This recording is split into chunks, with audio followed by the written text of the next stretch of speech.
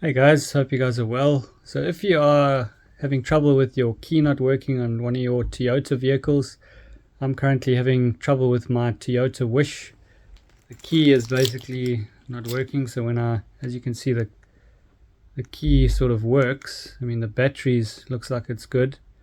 I'm going to replace the battery on this just to try that first.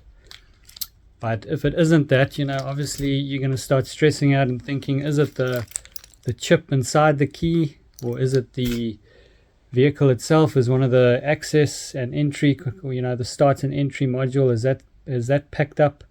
Is there some major issue now that you're going to have to spend thousands of dollars? But this happened to my car about 3 years ago, and I'm pretty sure it's the same issue. But what I'm going to firstly do is just quickly replace the remote key battery, because I haven't done it in 3 years or so.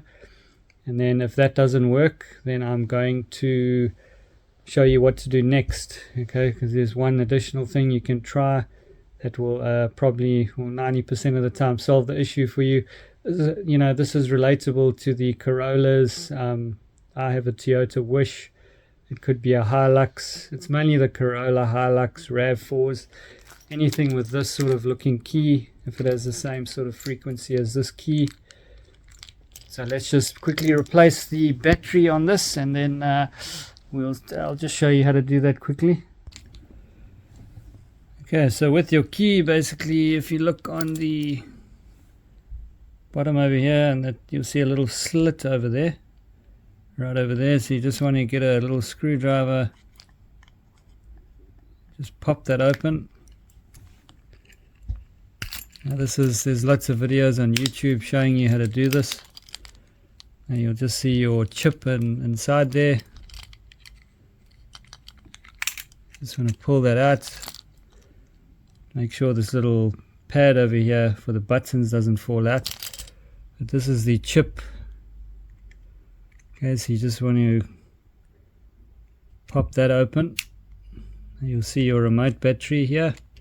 That'll just fall out, or you can just pull it out. As you can see, this is a CR2016. So I'm just going to get my new battery quickly. Okay, so I've got my new battery. I'm just going to slide that in quickly. Make sure it goes through those tabs, and underneath those tabs there first. It'll just hook in like that. Right, then you'll put your little cover back on. Okay, once that's clipped in, your button side will obviously face the button side in here. And you'll just push that in, and then close it up. As you can see, key is working.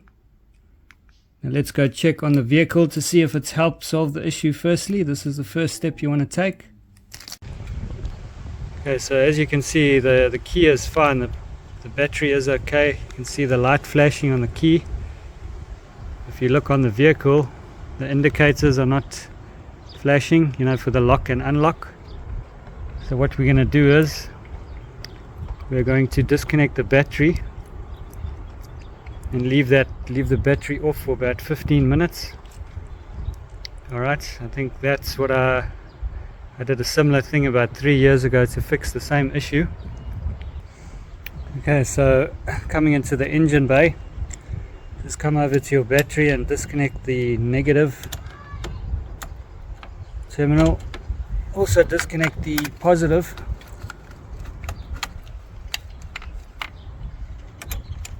Okay, so we're just gonna, you always want to take the negative off first, and then the positive, and then put the positive back on, and then the negative last. So negative off first and negative on last. So we're just going to leave it like that for about 15 minutes, and then we're going to see if that actually fixed the issue. Okay, so one of the extra little things that I'm going to do, because I have access to a scanner, is just give it a quick scan and just check for any faults on the access and start module or any of the control modules. So I'm just going to give this a quick scan. I'll show you guys that now. Battery sitting at 11.9 volts according to the scan tool. Okay, so we'll go into our AnyScan app.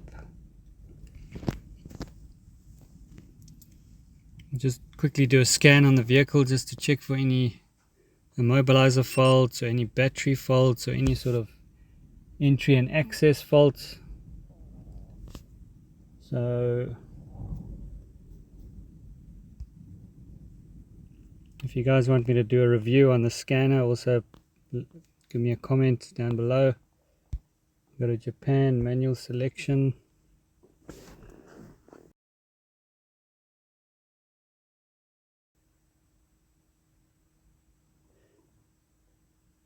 Now you don't have to do this, but it's just something that I can do myself just quickly. So I'm just going to do this. We'll go to system, and we'll go to, we'll go to automatic scan and just scan through all the modules and just do a quick scan.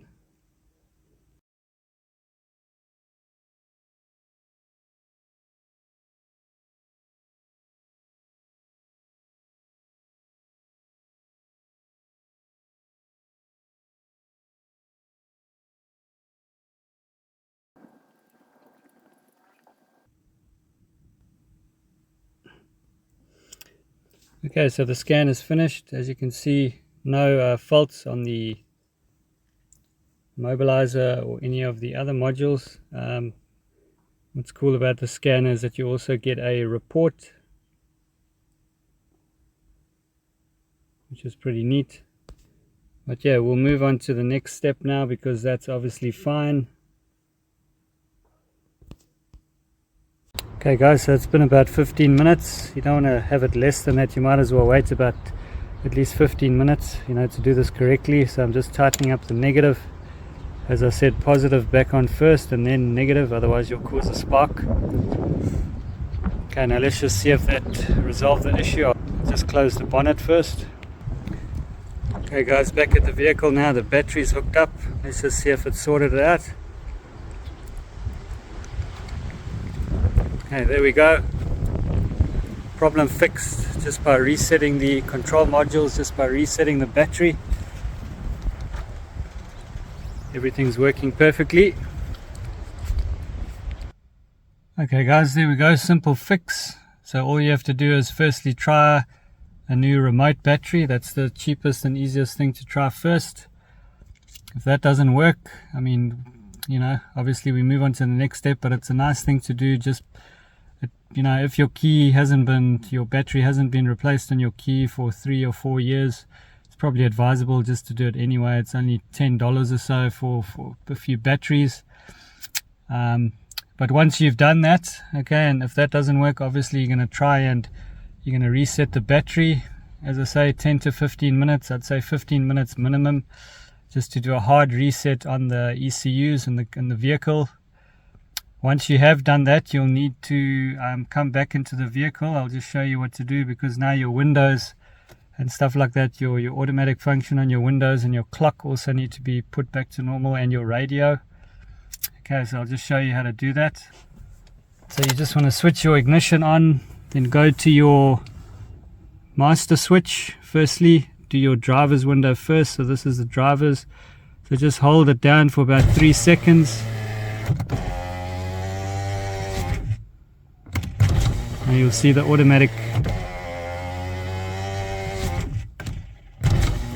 function will work. You can also do this while your vehicle is running, just so you don't burn out your battery. You obviously want to reset your radio, because if you look at the windows, they don't have the automatic function because of the battery reset. So you need to reset them. So as I said, each window you're going to start with your drivers. It doesn't really matter, but you just have to make sure you do all the windows. So your drivers, your passenger, your back window, back left, and your back right. So you just want to hold it down 3 seconds, up 2 or 3 seconds. Then you'll see now it works automatically.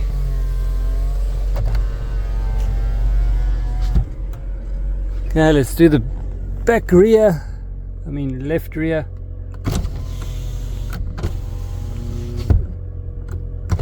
Now it'll go by itself.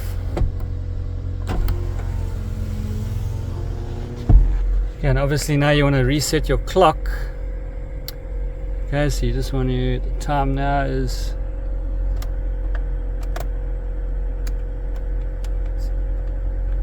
it is 3:14.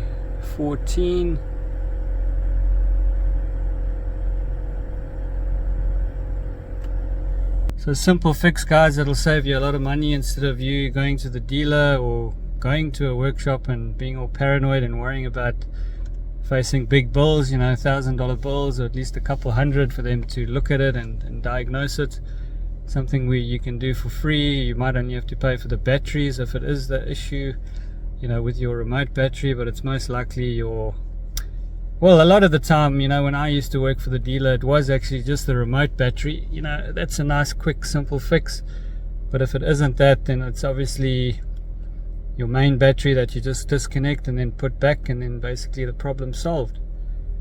So I hope this video helped, guys, and please leave a comment, please like, and also please subscribe for future fix videos, DIY videos, fix it yourself videos, and more diagnostic stuff and car stuff and tool reviews as well.